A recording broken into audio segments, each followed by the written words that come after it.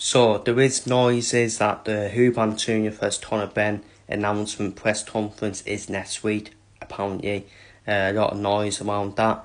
But I'm here to talk about the rehydration clause that has been put in the contract, which doors against Chris Eubank Jr., which means we've learned nothing from the first fight.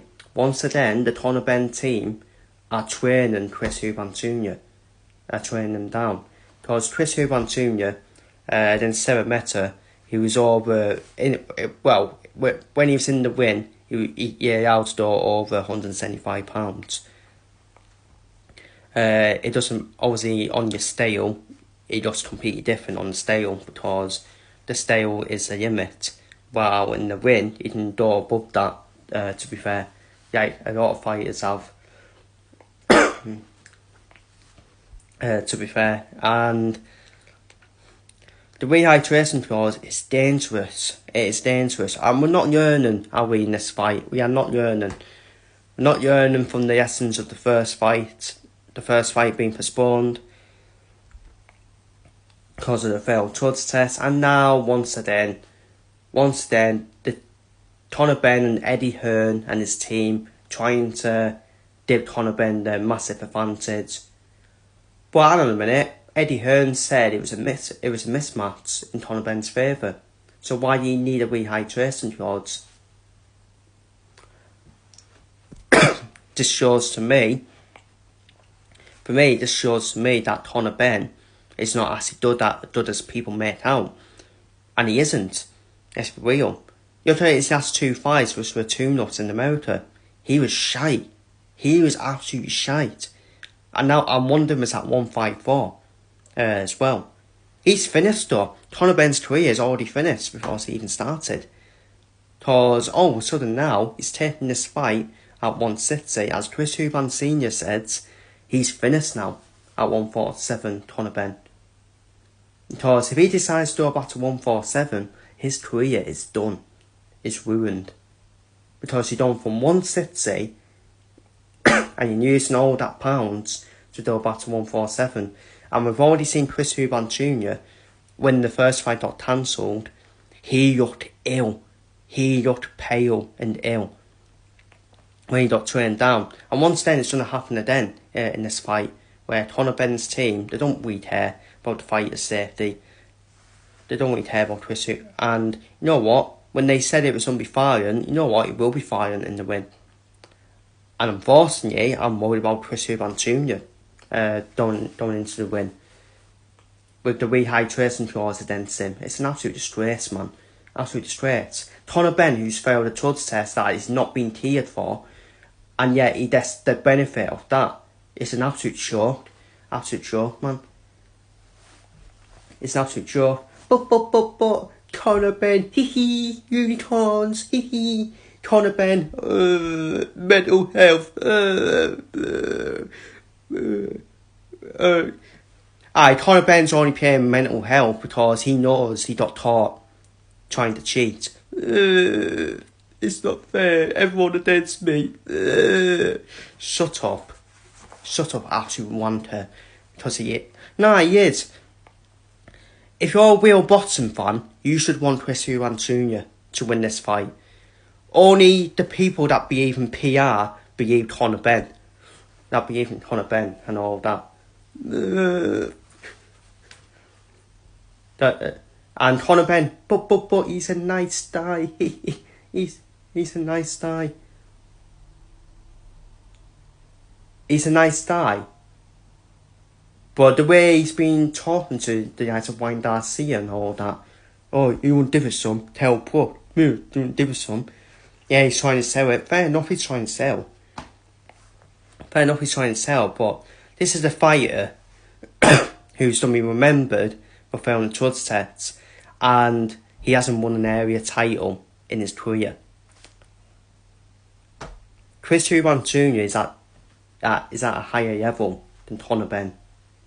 Chris Eubank Jr. He hasn't won a world title, I agree, but he has fought for world titles, while Conor Benn hasn't. we're just not yearning from the first fight. The first fight was controversial. Once again, it's controversial with Benn. This time with the rehydration clause and all that. And look, there is done be pure. There is done be pure in the win. Because it's done be fine. And I'm actually concerned about Conor Benn's safety as well. Stepping up to 160. As Chris Eubank Senior says, your career's done after that. It's either 160 or nothing now for Conor Benn after this fight. Because let's be real, there's not a cat in hell's chance in Conor Benn go back down to 147 and win a world title. Oh yeah, he can win a world title against a bunch of pussies. Yeah, I will agree with that. But I'm actually quite concerned about Conor Benn's safety, even though I shouldn't be, because he's a fucking judge sheet.